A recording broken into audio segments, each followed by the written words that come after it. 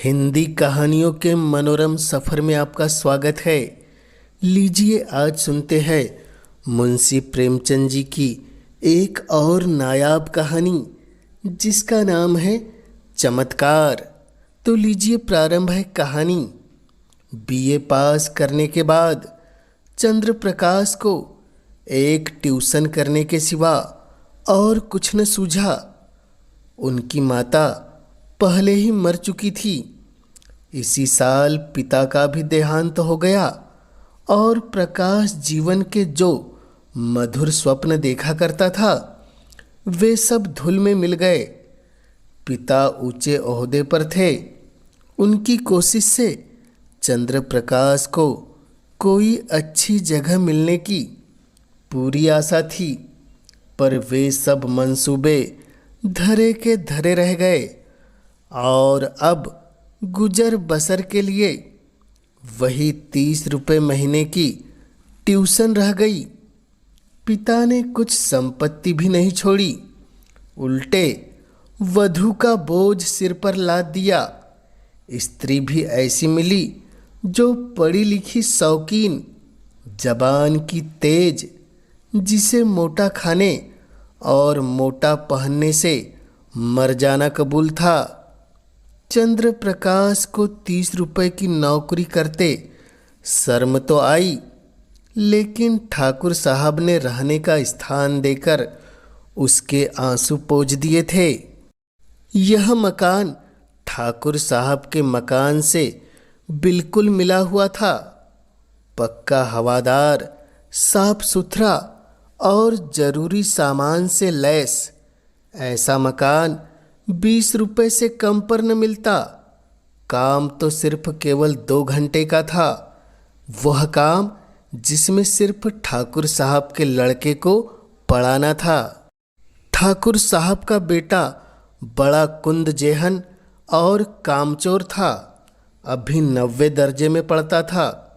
सबसे बड़ी बात यह कि ठाकुर और ठाकुराइन दोनों प्रकाश का बहुत आदर करते थे, बल्कि उसे लड़का ही समझते थे। वह नौकर नहीं, घर का आदमी था और घर के हर मामले में उसकी सलाह ली जाती थी। ठाकुर साहब अंग्रेजी नहीं जानते थे।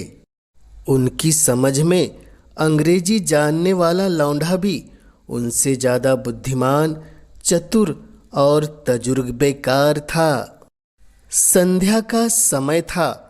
प्रकाश ने अपने शिष्य वीरेंद्र को पढ़ाकर छड़ी उठाई तो ठकुराइन ने आकर कहा, अभी न जाओ बेटा, जरा मेरे साथ आओ, तुमसे कुछ सलाह करनी है।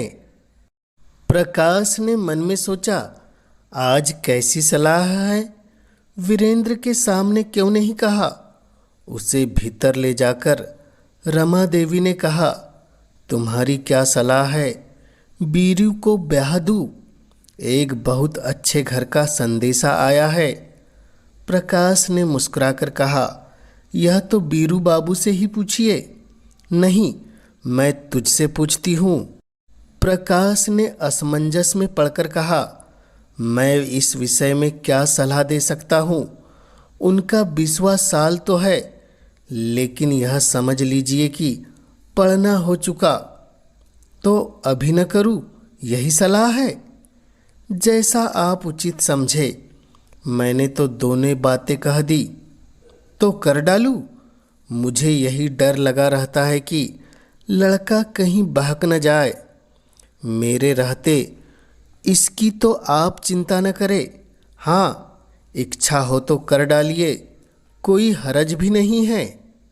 ठकुराइन बोली, सब तैयारियां तुम्ही को करनी पड़ेगी, यह समझ लो। चंद्र प्रकाश बोला, तो मैं इनकार कब करता हूँ? रोटी की खैर मनाने वाले शिक्षित युवकों में एक प्रकार की दुविधा होती है जो उन्हें अप्रिय सत्य कहने से रोकती है। प्रकाश में भी यही कमजोरी थी। बात पक्की हो गई और विवाह का सामान आने लगा। ठाकुर साहब उन मनुष्यों में थे जिन्हें अपने ऊपर विश्वास नहीं होता, उनकी निगाह में प्रकाश की डिग्री उनके 60 साल के अनुभव से कहीं मूल्यवान थी। विवाह का सारा आयोजन प्रकाश के हाथों में था। 10-12 हजार रुपये खर्च करने का अधिकार कुछ कम गौरव की बात न थी। देखते देखते एक फटेहाल युवक जिम्मेदार मैनेजर बन बैठा। कहीं कपड़े वाला उसे सलाम करने आया है, कहीं मोहल्ले का बनिया उसे घेरे हुए है, कहीं गैस और सामियाने वाला खुशामद कर रहा है। वह चाहता तो 200-400 रुपये बड़ी आसानी से बना लेता, लेकिन इतना नीच न था। फिर उसके साथ क्या दगा करता जिसने सब कुछ उसी पर छोड़ दिया था। पर जिस दिन उसने 5,000 के जेवर खरीदे, उस दिन उसका मन चंचल हो उठा। चंद्र प्रकाश घर आकर अपनी पत्नी चंपा से बोला, हम तो यहाँ रोटियों के मोहताज में है और दुनिया में ऐसे आदमी पड़े हैं जो हजारों लाखों रुपए के जेवर बनवा डालते हैं। ठाकुर साहब ने आज बहू के चढ़ावे के लिए 5,000 के जेवर खरीदे। ऐसी ऐसी चीज़ें की देखकर आंखें ठंडी हो जाए। सच कहता हूँ, बाज चीज़ों पर तो आँख नहीं ठहरती थी। चंपा ईर्ष्या जनित विराग से बोली, ओह, हमें क्या करना है? जिन्हें ईश्वर ने दिया है वे पहने, यहाँ तो रोकर मरने को ही हम पैदा हुए हैं। चंद्र प्रकाश बोला, इन्हीं लोगों को मौज है, न कमाना न धमाना।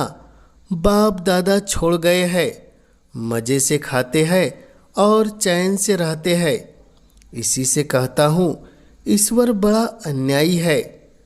चंपा बोली, अपना अपना पुरुषार्थ है, ईश्वर का क्या दोष? तुम्हारे बाप दादा छोड़ गए होते तो तुम भी मौज करते। यहाँ तो रोटियाँ चलनी मुश्किल है। गहने कपड़े को कौन रोए? और न इस जिंदगी में कोई ऐसी आशा ही है, कोई गत की साड़ी भी नहीं रही कि किसी भले आदमी के घर जाऊँ तो पहन लूँ। मैं तो इसी सोच में हूँ कि ठाकुराइन के यहाँ ब्याह में कैसे जाऊँगी। सोचती हूँ बीमार पड़ जाती तो जान बचती। यह कहते कहते उसकी आंखें भर आई। प्रकाश न तसल्ली दे सका और न कुछ कह सका। प्रकाश कुछ रुककर बोला, मैं तुम्हारे लिए साड़ी लाऊंगा। अब क्या इतना भी नहीं कर सकूंगा? मुसीबत के ये दिन क्या सदा बने रहेंगे? जिंदा रहा तो एक दिन तुम सिर से पांव तक जेवरों से लदी रहोगी। चंपा मुस्कुराकर बोली, चलो, ऐसी मन की मिठाई मैं नहीं खाती। निभा होता जाए यही बहुत है, गहनों के साध नहीं है मुझे। प्रकाश ने चंपा की बातें सुनकर लज्जा और दुख से सिर झुका लिया। चंपा उसे इतना पुरुषार्थहीन समझती है। रात के समय दोनों भोजन करके लेटे तो प्रकाश ने फिर गहनों की बात छेड़ी। गहने उसकी आंखों में बसे हुए थे। इस शहर में ऐसे बढ़िया गहने बनते हैं, मुझे उसकी आशा न थी। चंपा ने कहा, कोई और बात करो, गहने की बात सुनकर जी जलता है। वैसी चीज़ें तुम पहनो तो रानी मालूम लगो। गहनों से क्या सुंदरता बढ़ जाती है? मैंने तो ऐसी बहुत से औरतें देखी है जो गहने पहनकर भद्दी सी लगती है। ठाकुर साहब भी मतलब के यार है। यह न हुआ कहते, इसमें से कोई चीज चंपा के लिए भी लेते जाओ। चंद्र प्रकाश बोला, तुम भी कैसी बच्चों जैसी बातें करती हो। इसमें बचपन की क्या बात है? कोई उदार आदमी कभी इतनी कृपणता न करता। मैंने तो कोई ऐसा उदार आदमी नहीं देखा जो अपनी बहू के गहनों में से किसी गैर को भी यह चीजें दे दे। चंपा बोली, मैं गैर नहीं हूँ, हम दोनों एक ही मकान में रहते हैं। मैं उनके लड़के को पढ़ाता हूँ, तो तुम कैसे गैर हो सकती हो? और फिर मैं शादी का सारा इंतजाम भी तो कर रहा हूँ। अगर 100-200 की कोई चीज दे देते तो वह निष्फल न हो जाती। मगर धनवानों का हृदय धन के भार से दबकर सिकुड़ जाता है, उनमें उदारता के लिए स्थान ही नहीं रहता। रात के 12 बज गए हैं, फिर भी प्रकाश को नींद नहीं आती। बार बार वही चमकीले गहने आंखों के सामने आ जाते हैं। कुछ बादल हो आए हैं और बार बार बिजली चमक उठती है। सहसा प्रकाश चारपाई से उठ खड़ा हुआ। उसे चंपा का आभूषणहीन अंग देखकर दया आई। यही तो खाने पहनने की उम्र है, और इसी उम्र में इस बेचारी को हर एक चीज के लिए तरसना पड़ता है। वह दबे पांव कमरे से बाहर निकलकर छत पर आया। ठाकुर साहब की छत इस छत से मिलती हुई थी। बीच में एक 5 फीट ऊंची दीवार थी। वह दीवार पर चढ़कर ठाकुर साहब की छत पर आहिस्ता से उतर गया। घर में बिल्कुल सन्नाटा था। पहले उसने सोचा, पहले जीने से उतरकर ठाकुर साहब के कमरे में चलूं। अगर वह जाग गए तो जोर से हंसूंगा और कहूँगा, कैसा चरका दिया। यह कह दूंगा, मेरे घर की छत से कोई आदमी इधर आता दिखाई दिया, इसलिए मैं भी उसके पीछे पीछे आया कि देखूं यह क्या करता है। अगर संदूक की कुंजी मिल गई तो फिर फतह है। किसी को मुझ पर संदेह होगा ही नहीं। सब लोग नौकरों पर संदेह करेंगे। मैं भी कहूँगा, साहब नौकरों की हसरत है, इन्हें छोड़कर और कौन ले जा सकता है। मैं बेदाग बच जाऊँगा। शादी के बाद कोई दूसरा घर लूँगा। फिर धीरे धीरे एक एक चीज चंपा को दूंगा, जिससे उसे कोई संदेह न हो। फिर भी वह जाने से उतरने लगा तो उसकी छाती धड़क रही थी। धूप निकल आई थी। प्रकाश अभी सो रहा था कि चंपा ने उसे जगाकर कहा, बड़ा गजब हो गया, रात को ठाकुर साहब के घर में चोरी हो गई। चोर गहनों की संदूकची उठा ले गया। प्रकाश ने पड़े पड़े पूछा, किसी ने पकड़ा नहीं चोर को? किसी को खबर भी हो? वह संदूकची ले गया जिसमें ब्याह के गहने रखे थे। न जाने कैसे कुंजी उड़ा ली, और न जाने कैसे उसे मालूम हुआ कि इस संदूक में संदूकची रखी है। नौकरों की कार्रवाई होगी। बाहरी चोर का यह काम नहीं है। नौकर तो उनके तीनों पुराने हैं। नियत बदलने क्या देर लगती है। आज मौका देखा, उठा ले गए। तुम जाकर जरा उन लोगों को तसल्ली दो। ठकुराइन बेचारी रो रही थी। तुम्हारा नाम ले लेकर कहती थी कि बेचारा महीनों इन गहनों के लिए दौड़ा, एक एक चीज अपने सामने जचवाई, और चोर दाढ़ी जारों ने उसकी सारी मेहनत पर पानी फेर दिया। प्रकाश चटपट उठ बैठा और घबराया हुआ सा जाकर ठकुराइन से बोला, यह तो बड़ा अनर्थ हो गया माताजी। मुझसे तो अभी अभी चंपा ने कहा। ठाकुर साहब सिर पर हाथ रखे बैठे हुए थे। बोले, कहीं सेंध नहीं, कोई ताला नहीं टूटा, किसी दरवाजे की चुल नहीं उतरी। समझ में नहीं आता चोर आया किधर से। ठाकुराइन ने रोकर कहा, मैं तो लुट गई भैया, ब्याह सिर पर खड़ा है, कैसे क्या होगा। भगवान तुमने दौड़ धूप की थी, तब कहीं जाके चीजें आई थी। न जाने किस मनहूस सायत ने इस लग्न में विघन डाला है। प्रकाश ने ठाकुर साहब के कान में कहा, मुझे तो किसी नौकर की शरारत मालूम पड़ती है। ठाकुराइन ने विरोध किया, अरे नहीं भैया, नौकरों में कोई ऐसा नहीं। 10-10 हजार रुपये यूं ही रखे रहते थे, कभी किसी ने एक पाई नहीं उठाई।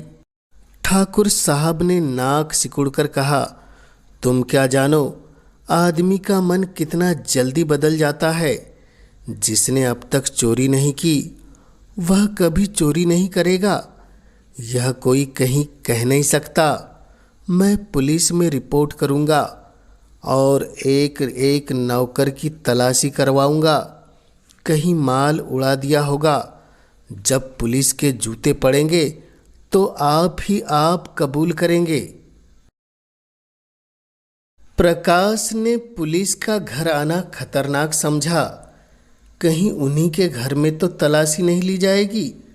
ऐसा अगर हो जाए तो अनर्थ हो जाएगा।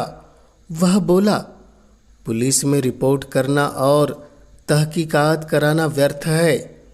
पुलिस माल तो बरामद न करेगी, हाँ नौकरों को मारपीट भले करेगी। कुछ नज़र भी उसे चाहिए, नहीं तो कोई दूसरा ही स्वांग खड़ा कर देगी। मेरी तो सलाह है कि एक एक नौकर को एकांत में बुलाकर पूछा जाए। ठाकुर साहब ने मुंह बनाकर कहा, तुम भी क्या बच्चों जैसी बातें करते हो प्रकाश। भला चोरी करने वाला अपने आप का भूलेगा। तुम मारपीट भी तो नहीं करते। हाँ, पुलिस में रिपोर्ट करना मुझे भी फिजूल मालूम होता है। माल बरामद होने से रहा, उल्टे महीनों की परेशानी हो जाएगी। प्रकाश बोला, लेकिन कुछ न कुछ तो करना ही पड़ेगा। ठाकुर साहब बोले, कोई लाभ नहीं। हाँ, अगर कोई खुफिया पुलिस हो जो चुपके चुपके पता लगावे तो अलबत्ता माल निकल आए, लेकिन यहाँ ऐसी पुलिस कहाँ। तकदीर ठोक कर बैठा रहा, अब क्या करे बेचारा। प्रकाश बोला, आप बैठे रहिए, लेकिन मैं बैठने वाला नहीं। मैं इन्हीं नौकरों के सामने चोर का नाम निकलवाऊंगा। ठाकुराइन बोली, नौकरों पर मुझे पूरा विश्वास है। किसी का नाम निकल भी आए तो मुझे संदेह ही रहेगा। किसी बाहर के आदमी का काम है, चाहे जिधर से आया हो, पर चोर बाहर का है। तुम्हारे कोठे से भी तो आ सकता है। ठाकुर साहब बोले, हाँ जरा अपने कोठे पर तो देखो, शायद कुछ निशान मिले। कल दरवाज़ा तो खुला नहीं रह गया। प्रकाश का दिल धड़कने लगा। बोला, मैं तो 10 बजे द्वार बंद के सो जाता हूँ। हाँ, कोई पहले से मौका पाकर कोठे पर चला गया होगा और वहाँ छिपा बैठा होगा तो दूसरी बात है। तीनों आदमी छत पर गए तो बीच की मुंडेर पर किसी के पाँव की रगड़ के निशान दिखाई दिए। जहाँ पर प्रकाश का पाँव पड़ा था वहाँ का चूना लग जाने के कारण छत पर पाँव का निशान पड़ गया था। प्रकाश की छत पर जाकर मुंडेर की दूसरी तरफ देखा तो वैसे ही निशान वहाँ भी दिखाई दिए। ठाकुर साहब सिर झुकाए खड़े थे, संकोच के मारे कुछ कह न सकते थे। प्रकाश ने उनकी मन की बात खोल दी। इससे तो स्पष्ट होता है कि चोर मेरे ही घर में से आया। अब तो कोई संदेह ही नहीं रहा। ठाकुर साहब ने कहा, हाँ मैं भी यही समझता हूँ, लेकिन इतना पता लग जाने से ही क्या, माल तो जाना था सो गया। अब चलो आराम से बैठो, आज रुपयों की कोई फिक्र करनी होगी। प्रकाश बोला, मैं आज ही वह घर छोड़ दूंगा। ठाकुर साहब बोले, क्यों, इसमें तुम्हारा कोई दोष नहीं। प्रकाश बोला, आप कहे लेकिन मैं समझता हूँ मेरे सिर बड़ी भारी अपराध लग गया। मेरा दरवाज़ा 9-10 बजे तक खुला ही रहता है। चोर ने रास्ता देख लिया। संभव है 2-4 दिन में फिर आ घुसे। घर में अकेली एक औरत सारे घर की निगरानी नहीं कर सकती। इधर वह तो रसोई में बैठी है, उधर कोई आदमी चुपके से ऊपर चढ़ जाए तो जरा भी आहट नहीं मिलेगी। मैं घूम घाम कर कभी 9 बजे आया, कभी 10 बजे, और शादी के दिनों में तो देर होती ही रहेगी। उधर का रास्ता बंद हो जाना चाहिए। मैं तो समझता हूँ इस चोरी की सारी जिम्मेदारी मेरे सिर पर है। ठाकुराइन डरी, तुम चले जाओगे भैया, तब तो घर और फाड़ खाएगा। प्रकाश बोला, कुछ भी हो माताजी, मुझे बहुत जल्द घर छोड़ देना चाहिए। मेरी गफलत से चोरी हुई, उसका मुझे प्रायश्चित करना ही पड़ेगा। प्रकाश चला गया तो ठाकुर ने स्त्री से कहा, बड़ा लायक आदमी है। ठाकुराइन बोली, क्या बात है, चोर उधर से आया? यही बात उसे लग गई। कहीं यह चोर की पकड़ पावे तो कच्चा खा जावे, मार ही डाले। देख लेना, कभी न कभी माल बरामद करेगा। अब इस घर में कदापि न रहेगा। कितना ही समझाओ, किराए के 20 रुपये और दे दूंगा। हम किराया क्यों दे, वह आपका ही तो घर छोड़ रहे हैं। लेकिन हम तो कुछ कहते नहीं, किराया तो देना ही पड़ेगा। ऐसे आदमी के साथ कुछ बल भी खाना पड़े तो बुरा नहीं लगता। मैं तो समझती हूँ वह किराया लेंगे ही नहीं। 30 रुपये में गुजर भी तो नहीं होगा। प्रकाश ने उसी दिन वह घर छोड़ दिया। उस घर में रहने से जोखिम था, लेकिन जब तक शादी की धूमधाम रही प्रायः सारे दिन यहीं रहते थे। चंपा से कहा, एक सेठ जी के यहाँ 50 रुपये महीने का काम और मिल गया है, मगर वह रुपए मैं उन्हीं के पास जमा करता जाऊंगा। वह आमदनी केवल जेवरों में खर्च होगी, उसमें से एक पाई भी घर के खर्च में नहीं आने दूंगा। चंपा फड़क उठी। पति प्रेम का यह परिचय पाकर उसने अपने भाग्य को सराहा। देवताओं में उसकी श्रद्धा और भी बढ़ गई। अब तक प्रकाश और चंपा के बीच में कोई पर्दा न था। प्रकाश के पास जो कुछ था वह चंपा का था। चंपा ही के पास उसके बक्से, संदूक, अलमारी की कुंजियां रहती थी। मगर अब प्रकाश का एक संदूक हमेशा बंद रहता। उसकी कुंजी कहाँ है इसका चंपा को पता नहीं। वह पूछती है, इस संदूक में क्या है? तो वह कह देते हैं, कुछ नहीं, पुरानी किताबें मारी मारी फिरती थी, उठा के संदूक में बंद कर दी है। चंपा को संदेह का कोई कारण नहीं था।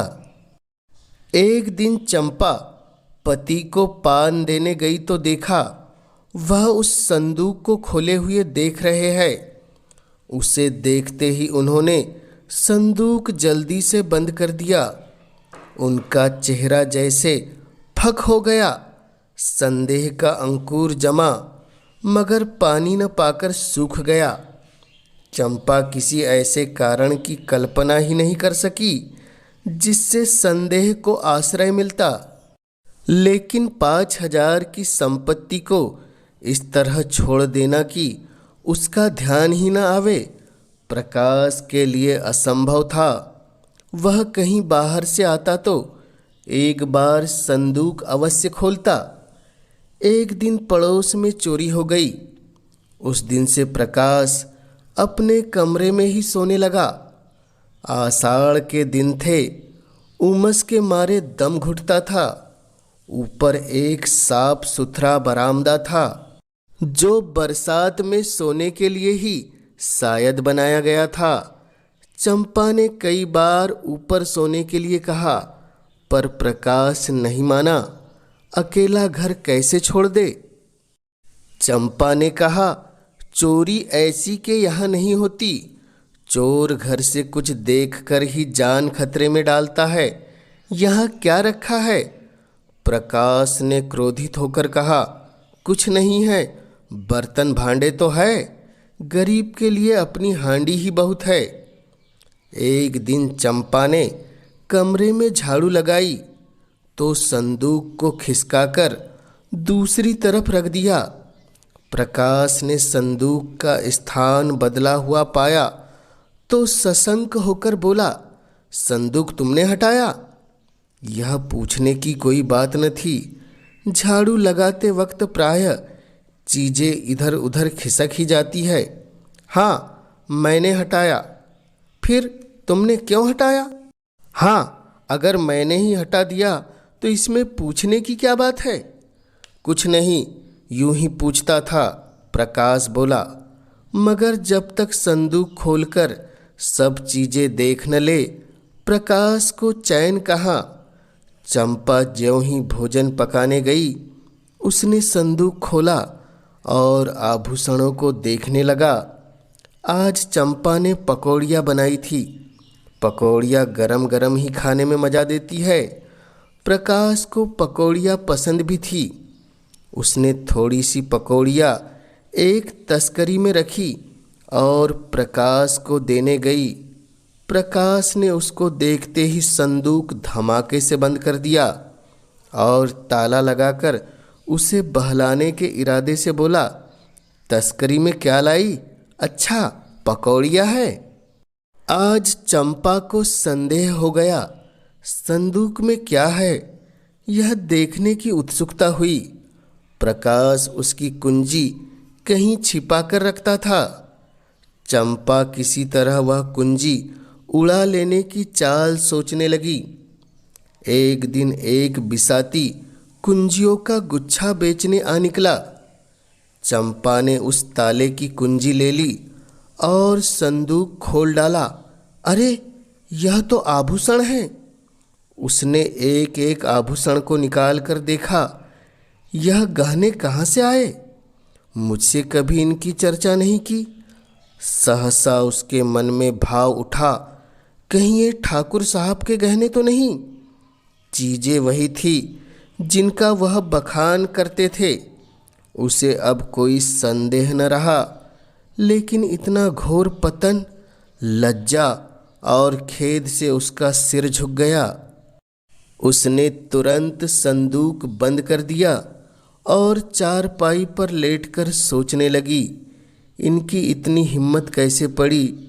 यह दुर्भावना इनके मन में आई ही क्यों? मैंने तो कभी आभूषणों के लिए आग्रह नहीं किया। अगर आग्रह भी किया करती तो क्या उसका आशय यह होता कि वह चोरी करके लावे? चोरी आभूषणों के लिए उनका मन कितना दुर्बल हो गया।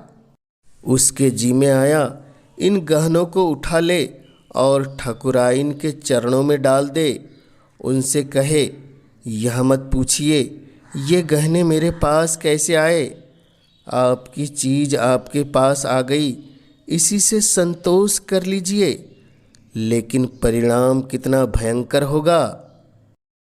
उस दिन से चंपा कुछ उदास रहने लगी। प्रकाश से उसे वह प्रेम न रहा, न वह सम्मान भाव। बात बात पर तकरार होती। अभाव में जो परस्पर सद्भाव था वह गायब हो गया। तब एक दूसरे से दिल की बात कही जाती थी, भविष्य के मंसूबे बांधे जाते थे, आपस में सहानुभूति थी।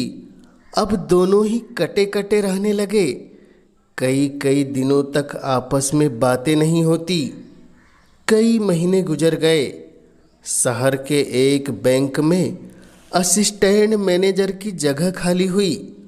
प्रकाश ने अर्थशास्त्र पढ़ा था, लेकिन शर्त यह थी कि नगद 10,000 की जमानत दाखिल की जाए। इतनी बड़ी रकम कहाँ से आएगी? प्रकाश तड़प तड़प कर रह जाता था। एक दिन ठाकुर साहब से इस विषय में बात चल पड़ी। ठाकुर साहब ने कहा, तुम क्यों नहीं दरख्वास्त भेजते? प्रकाश ने सिर झुकाकर कहा, 10,000 की नगद जमानत मांगते हैं। मेरे पास रुपये कहाँ रखे हैं? अजी तुम दरखास्त तो दो। अगर सारी बातें तय हो जाए तो जमानत भी दे दी जाएगी। इसकी चिंता तुम न करो, यह ठाकुर साहब ने कहा। प्रकाश ने स्तंभित होकर कहा, आप जमानत देंगे? हाँ हाँ, यह कौन सी बड़ी बात है। प्रकाश घर चला तो बहुत रंजीदा था। उसको यह जगह अब अवश्य मिलेगी, लेकिन फिर भी वह प्रसन्न नहीं है। ठाकुर साहब की सरलता, उनका उस पर इतना अटल विश्वास उसे आहत कर रहा है।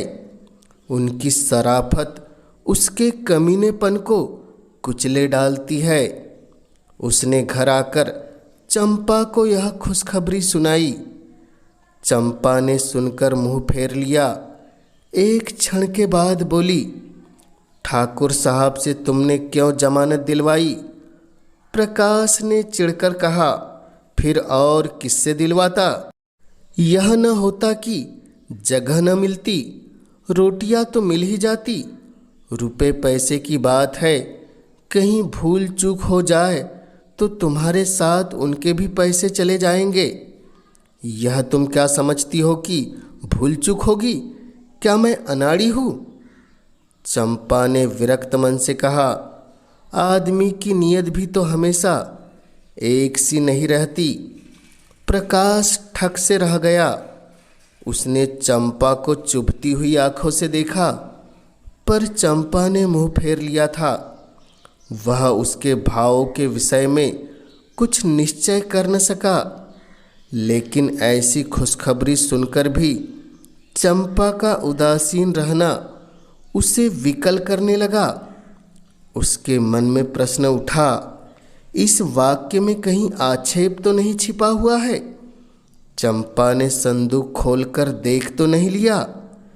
इस प्रश्न का उत्तर पाने के लिए इस समय वह अपनी एक आंख भी भेंट कर सकता था। भोजन करते समय प्रकाश ने चंपा से पूछा, तुमने क्या सोचकर कहा था कि आदमी की नीयत तो हमेशा एक सी नहीं रहती, जैसे यह उसके जीवन या मृत्यु का प्रश्न हो? चंपा ने संकट में पड़कर कहा, कुछ नहीं, मैंने दुनिया की बात कही थी। प्रकाश को संतोष न हुआ। क्या जितने आदमी बैंक में नौकर है उनकी नीयत बदलती रहती है?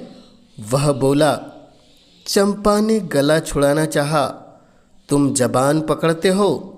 ठाकुर साहब के यहाँ इस शादी में ही तुम अपनी नीयत ठीक नहीं रख सके। 100-200 रुपये की चीज़ें घर में रख ही ली। प्रकाश के दिल से बोझ उतर गया। मुस्कुराकर बोला, अच्छा, तुम्हारा संकेत उस तरफ था, लेकिन मैंने कमीशन के सिवा उनकी एक पाई भी नहीं छुई। और कमीशन लेना तो कोई पाप नहीं। बड़े बड़े हुक्काम खुले खजाने कमीशन लिया करते हैं। चंपा ने तिरस्कार के भाव से कहा, जो आदमी अपने ऊपर इतना विश्वास रखे उसकी आंख बचाकर एक पाई भी लेना मैं पाप समझती हूँ। तुम्हारी सज्जनता तो मैं जब जानती कि तुम कमीशन के रुपए ले जाकर उनके हवाले कर देते। 6 महीने में उन्होंने तुम्हारे साथ क्या क्या सलूक किए कुछ याद है? मकान तुमने छोड़ दिया, लेकिन वह 20 रुपये महीने देते जाते हैं। इलाके से कोई सौगात आती है तो तुम्हारे यहाँ जरूर भेजते हैं। तुम्हारे पास घड़ी नहीं थी, अपनी घड़ी तुम्हें दे दी। तुम्हारी महरी जब नागा करती है, खबर पाते ही अपना नौकर भेज देते हैं। मेरी बीमारी ही में डॉक्टर साहब की फीस उन्होंने ही दी, और दिन में 2 बार हाल चाल भी पूछने आया करते थे। यह जमानत ही क्या छोटी बात है? अपने संबंधियों तक की जमानत तो जल्दी कोई करता नहीं। तुम्हारी जमानत के लिए 10,000 रुपये नगद निकाल कर दे दिए। इसे तुम छोटी बात समझते हो? आज तुमसे कोई भूल चूक हो जाए तो उनके रुपए तो जब्त हो जाएंगे। जो आदमी अपने ऊपर इतनी दया रखे उसके लिए हमें भी प्राण देने के लिए तैयार रहना चाहिए। प्रकाश भोजन करके लेटा तो उसकी आत्मा उसे धिक्कार रही थी। दुखते हुए फोड़े में कितना मवाद भरा हुआ है यह उस वक्त मालूम होता है जब नस्तर लगाया जाता है। मन का विकार उस वक्त मालूम होता है जब कोई हमारे सामने उसे खोल कर रख देता है। किसी सामाजिक या राजनीतिक अन्याय का व्यंग चित्र देखकर क्यों हमारे मन को चोट लगती है? इसलिए कि वह चित्र हमारी पशुता को खोलकर हमारे सामने रख देता है। वह जो मानो सागर में बिखरा हुआ पड़ा था, जैसे केंद्रीभूत होकर वृत्ताकार हो जाता है, तब हमारे मुंह से निकल पड़ता है, ओह! चंपा के इस तिरस्कार भरे शब्दों ने प्रकाश के मन में ग्लानि उत्पन्न कर दी। वह संदूक कई गुना भारी होकर शिला की भांति उसे दबाने लगा। मन में फैला हुआ विकार एक बिंदु पर एकत्रित होकर टीसने लगा। भोजन करते समय प्रकाश ने चंपा से पूछा, तुमने क्या सोचकर कहा था कि आदमी की नीयत तो हमेशा एक सी नहीं रहती, जैसे यह उसके जीवन या मृत्यु का प्रश्न हो। चंपा ने संकट में पड़कर कहा, कुछ नहीं, मैंने दुनिया की बात कही थी। प्रकाश को संतोष न हुआ। क्या जितने आदमी बैंक में नौकर है उनकी नीयत बदलती रहती है? वह बोला। चंपा ने गला छुड़ाना चाहा, तुम जबान पकड़ते हो। ठाकुर साहब के यहाँ इस शादी में ही तुम अपनी नीयत ठीक नहीं रख सके। 100-200 रुपये की चीज़ें घर में रख ही ली। प्रकाश के दिल से बोझ उतर गया। मुस्कुराकर बोला, अच्छा, तुम्हारा संकेत उस तरफ था, लेकिन मैंने कमीशन के सिवा उनकी एक पाई भी नहीं छुई। और कमीशन लेना तो कोई पाप नहीं। बड़े बड़े हुक्काम खुले खजाने कमीशन लिया करते हैं। चंपा ने तिरस्कार के भाव से कहा, जो आदमी अपने ऊपर इतना विश्वास रखे उसकी आंख बचाकर एक पाई भी लेना मैं पाप समझती हूँ। तुम्हारी सज्जनता तो मैं जब जानती कि तुम कमीशन के रुपए ले जाकर उनके हवाले कर देते। 6 महीने में उन्होंने तुम्हारे साथ क्या क्या सलूक किए कुछ याद है? मकान तुमने छोड़ दिया, लेकिन वह 20 रुपये महीने देते जाते हैं। इलाके से कोई सौगात आती है तो तुम्हारे यहाँ ज़रूर भेजते हैं। तुम्हारे पास घड़ी नहीं थी, अपनी घड़ी तुम्हें दे दी। तुम्हारी महरी जब नागा करती है, खबर पाते ही अपना नौकर भेज देते हैं। मेरी बीमारी ही में डॉक्टर साहब की फीस उन ठाकुर साहब के घर पहुंचकर उसने धीरे से बीरू का कमरा खोला और अंदर जाकर ठाकुर साहब की खाट के नीचे संदूकची को रख दिया। फिर तुरंत बाहर आकर धीरे से द्वार बंद कर दिया और घर को लौट पड़ा।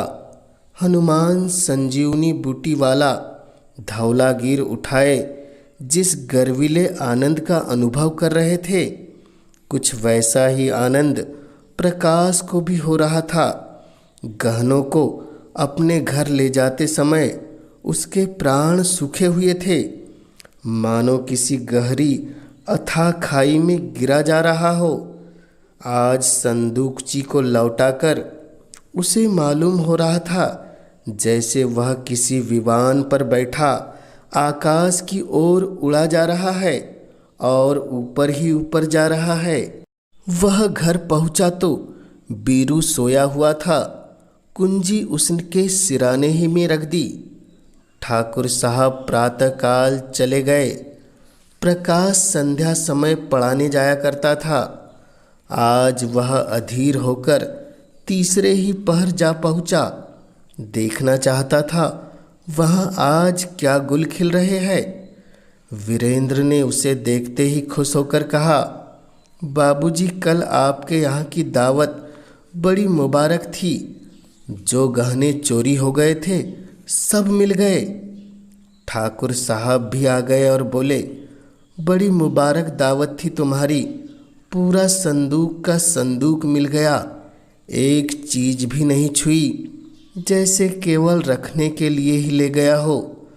प्रकाश को इन बातों पर कैसे विश्वास आए जब तक वह अपनी आंखों से संदूक देख न ले। कहीं ऐसा भी हो सकता है कि चोरी गया हुआ माल 6 महीने के बाद मिल जाए, वो भी ज्यों का त्यों। संदूक को देखकर उसने गंभीर भाव से कहा, बड़े आश्चर्य की बात है, मेरी बुद्धि तो कुछ काम नहीं करती। ठाकुर साहब बोले, किसी की बुद्धि कुछ काम नहीं करती भई, तुम्हारी ही क्यों। बीरू की माँ कहती है कोई दैवीय घटना है। आज मुझे भी देवताओं में श्रद्धा हो गई। प्रकाश बोला, अगर आंखों देखी बात न होती तो मुझे तो कभी विश्वास नहीं आता। ठाकुर साहब बोले, आज इसी खुशी में हमारे यहाँ दावत होगी। प्रकाश बोला, आपने कोई अनुष्ठान तो नहीं कराया था। ठाकुर साहब बोले, अनुष्ठान तो 20 ही कराए। प्रकाश बोला, बस तो यह अनुष्ठान ही की करामात है। घर लौटकर प्रकाश ने चंपा को यह खबर सुनाई तो वह दौड़कर उनके गले से चिपट गई और न जाने क्यों रोने लगी, जैसे उसका बिछड़ा हुआ पति बहुत दिनों के बाद घर आ गया हो। प्रकाश ने कहा, आज उनके यहाँ हमारी दावत है। मैं कल 1000 कंगालों को भोजन कराऊंगी। तुम तो सैकड़ों का खर्च बतला रही हो। मुझे इतना आनंद हो रहा है कि लाखों का खर्च करने पर भी अरमान पूरा नहीं होगा। प्रकाश की आंखों से भी आंसू निकल आए। यह कहानी आपको कैसी लगी कमेंट्स के माध्यम से हमें ज़रूर बतलाएं और जन जन तक हिंदी साहित्य की गाथा को पहुंचाने में अपना योगदान देने इस चैनल को अवश्य सब्सक्राइब कीजिए, ताकि आपके सहयोग से मैं हिंदी साहित्य की महान रचनाओं को जन जन तक पहुंचाने के लिए हमेशा उत्साहित रह सकूं। आप सभी श्रोताओं का पुनः इस चैनल से जुड़ने के लिए हृदय की गहराई से बहुत बहुत आभार।